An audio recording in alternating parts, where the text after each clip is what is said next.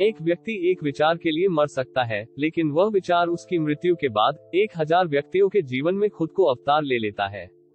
आजादी मांगने से नहीं, छीनने से मिलेगी। राजनीतिक सौदेबाजी की कूटनीति यह है कि आप जो भी हैं, उससे ज्यादा शक्तिशाली दिखें। केवल पूर्ण राष्ट्रवाद, पूर्ण न्याय और निष्पक्षता के आधार पर ही भारतीय सेना का निर्माण किया जा सकता है। केवल रक्त ही आजादी की कीमत चुका सकता है। शाश्वत नियम याद रखें, यदि आप कुछ पाना चाहते हैं, तो आपको कुछ देना होगा। गुलाम लोगों के लिए आजादी की सेना में पहला सैनिक होने से बड़ा कोई गौरव, कोई सम्मान नहीं हो सकता है। एक ऐसी सेना जिसके पास साहस, निर्भयता और अजेयता की कोई परंपरा नहीं है, वह एक शक्तिशाली दुश्मन के साथ संघर्ष में अपनी खुद की पकड़ नहीं बना सकती।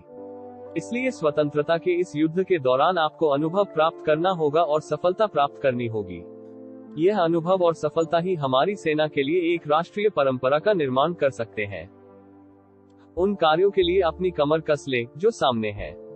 मैंने आपसे पुरुष, धन और सामग्री के लिए कहा था। मैंने उन्हें बहुतायत में पा लिया है। अब मैं आपसे और मांग करता हूँ। पुरुष, धन और सामग्री स्वयं जीत या स्वतंत्रता नहीं ला सकती है। हमारे पास उद्देश्य को पूर्ण करने की शक्ति होनी चाहिए, जो हमें बहादुरी के कार्यों और वीरतापूर्ण कारनामों के लिए प्रेरित करे। अगर संघर्ष न रहे, किसी भी भय का सामना न करना पड़े, तब जीवन का आधा स्वाद ही समाप्त हो जाता है। याद रखें, अन्याय सहना और गलत के साथ समझौता करना सबसे बड़ा अपराध है। मैंने जीवन में कभी भी खुशामद नहीं की है। दूसरों को अच्छी लगने वाली बातें करना मुझे नहीं आता। कष्टों का निसंदेह एक आंतरिक नैतिक मूल्य होता है।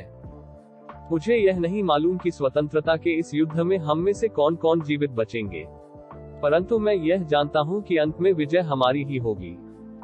ये हमारा कर्तव्य है कि हम अपनी स्वतंत्रता का मोल अपने खून से चुकाएं। हमें अपने बलिदान और परिश्रम से जो आजादी मिलेगी, हमारे अंदर उसकी रक्षा करने की ताकत होनी चाहिए। तुम मुझे खून दो, मैं तुम्हें आजादी दूंगा। मेरे मन में कोई संदेह नहीं है कि हमारे देश की प्रमुख समस्याओं जैसे गरीबी, अशिक्षा, बीमारी, कुशल उत्पादन एवं वितरण का समाधान सिर्फ समाजवादी तरीके से ही किया जा सकता है। व्यर्थ की बातों में समय खोना मुझे जरा भी अच्छा नहीं लगता। आज हमारे अंदर बस एक ही इच्छा होनी चाहिए, मरने की इच्छा ताकि भारत जी सके।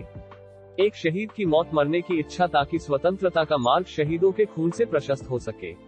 समझौता परस्ती सबसे बड़ी अपवित्र वस्तु है। संघर्ष ने मुझे मनुष्य बनाया है। मुझमें आत्मविश्वास उत्पन्न हुआ जो पहले नहीं था। श्रद्धा की कमी ही सारे कष्टों और दुखों की जड़ है। मैं संकट एवं विपदाओं से भयभीत नहीं होता। संकट पूर्ण दिन आने पर भी मैं भागूंगा नहीं, वरन आगे बढ़कर कष्टों को सहन करूंगा। इतना तो आप भी मानेंगे कि एक न एक दिन तो मैं जेल से अवश्य मुक्त हो जाऊंगा, क्योंकि प्रत्येक दुख का अंत होना अवश्यंभावी है। हमें अधीर नहीं होना चाहिए, न ही यह आशा करनी चाहिए कि जिस प्रश्न का उत्तर खोजने में न जाने कितने ही लोगों ने अपना संपूर्ण जीवन समर्पित कर दिया, उसका उत्तर हमें 1-2 दिन में प्राप्त हो जाएगा। जहां शहद का अभाव हो, वहां गुड़ से ही शहद का कार्य निकालना चाहिए। सुबह से पहले अंधेरी घड़ी अवश्य आती है। बहादुर बनो और संघर्ष जारी रखो, क्योंकि स्वतंत्रता निकट है।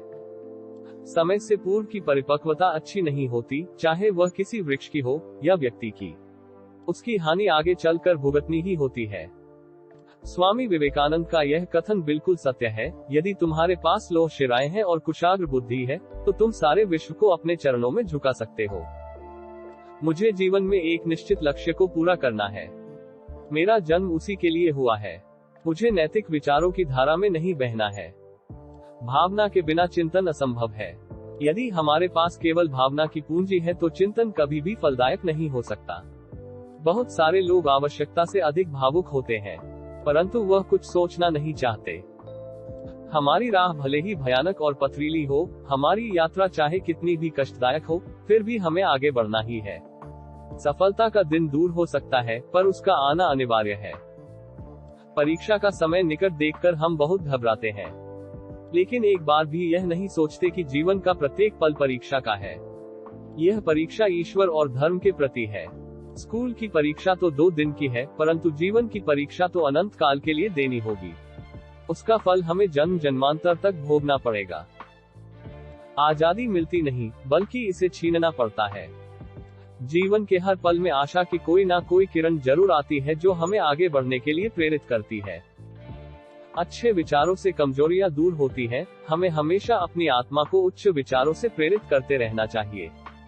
सफल होने के लिए आपको अकेले चलना होगा।